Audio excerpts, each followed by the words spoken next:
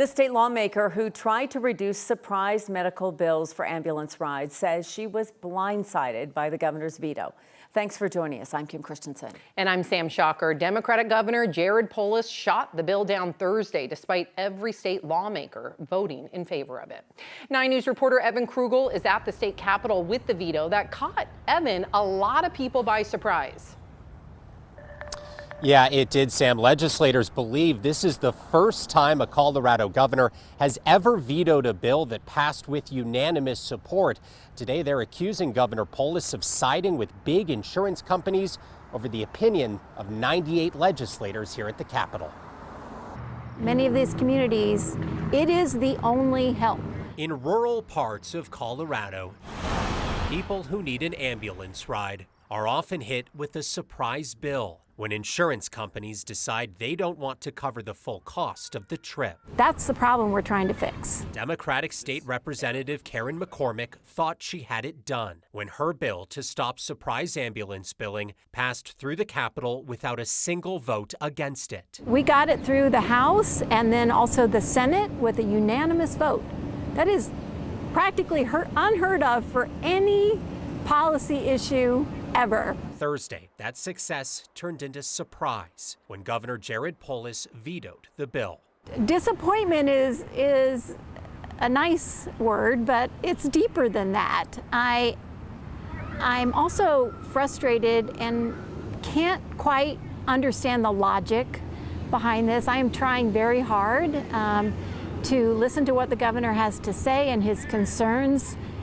But I still can't wrap my head around the why. In a letter describing the decision, Polis said he supports the concept, but is worried Coloradans could see premiums increase by as much as $25 per year to cover the costs for health insurance companies. The argument that this would potentially increase premiums for Coloradans, the evidence in other states ahead of us has not shown that. McCormick says despite the disappointment, she's already preparing to bring the bill back next year. We're going to work with the governor's team, the Department of Insurance, and find out how we can work together to get this done. We really thought we had it this year.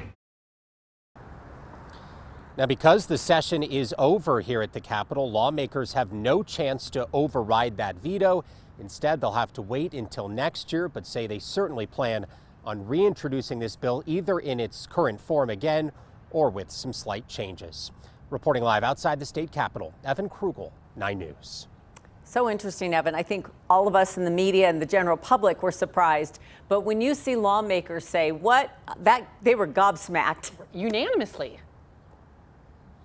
He wrote a long letter explaining his decision. They read that letter and still disagree with that decision. Certainly plan on having those conversations, though, with the governor to try and iron out some of these things before next year. So it works out next time. All right. Thank you, Evan. Well, we are taking a live look outside right now. I guess temperature-wise, we are warming up for the weekend, but it looks like a little cloudy, a little moody out there. But things are looking good for the weekend. So let's check in now with Corey Reppenhagen. Corey, so what are we thinking? Are we going to get sunshine? Are we going to get storms? If you want the sunshine, you got to take advantage of it before 3 o'clock. Just like the last 7 days here, our skies have looked like this in the afternoon for 7 consecutive days, and it will look like this for the next 7 days as we have a very active weather pattern, but it's leaving our days fairly decent, and both Saturday and Sunday look mostly sunny up until that point. So here's the radar situation right now. Most of the scattered showers hanging to the higher elevation, using the slope of those mountains to get some lift.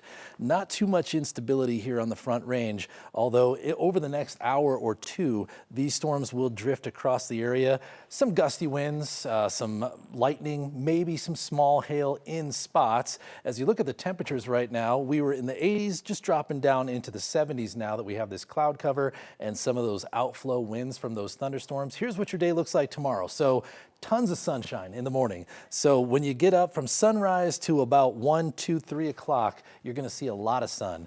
After 3, we're going to see those afternoon thunderstorms again. But the good news about tomorrow, they're going to be the most isolated they've been over the last 7 days and mostly staying in the foothills and to the south of the city. So I'll detail that coming up in the full forecast. Just a few minutes, guys. Corey, thank you. Elon Musk's stint as a special employee at the White House, well, it is coming to a close. He did make a final goodbye in the Oval Office today. His dramatic cuts to the federal workforce are under scrutiny, with courts putting them under consideration. NBC's Ryan Nobles has more. Today it's about a man named Elon. An exit interview. Today, President Trump and Elon Musk facing reporters on the billionaire's final day at the White House. I expect to remain a friend and an advisor, and certainly if there's anything the president wants me to do, I'm at the president's service. President Trump praising the man he recruited to head up his new Department of Government Efficiency. Elon's service to America has been without comparison in modern history. He willingly accepted the outrageous abuse and slander and lies and attacks because he does love our country. Musk arrived with fanfare, bringing his son to the White House, declaring he was going to cut federal government waste and fraud. Today, the pair celebrating what they call a win. I have to say that the numbers that we're talking about are substantial. But in reality, Musk's efforts fell short. Last fall, Musk predicted he could save $2 trillion for the government. In March, he said his goal was to cut $1 trillion by May. But according to DOGE's website, the agency created specifically for Musk, it has found only $175 billion in savings. This is not the end of DOGE, but really the beginning. DOGE has fired or furloughed thousands of federal employees. He even wielded a chainsaw on stage to represent slashing jobs. His method led to nationwide protests.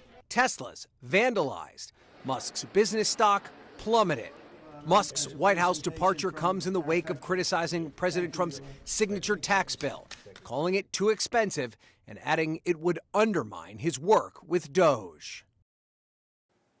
The first same-sex marriage license in the nation was given out in Boulder. It happened back in 1975 when former county clerk Clela Rorex issued it. Since then, the Boulder County Courthouse has become a beacon of equality. The building became a National Historic Landmark back in December. Today, the county is celebrating that designation as they unveil the plaque. They're also remembering Rorex, who passed away in 2022. Rocky Mountain Equality CEO Marty Moore was a close friend of hers, and she says that Rorex was an important, courageous LGBTQ ally. It was a brave decision, and it has, look at this, 50 years. Now marriage is legal throughout the United States, but it took one person doing one right thing to make this happen. Boulder County says designating the courthouse as a National Historic Landmark reaffirms the nation's commitment to justice, equality, and inclusion.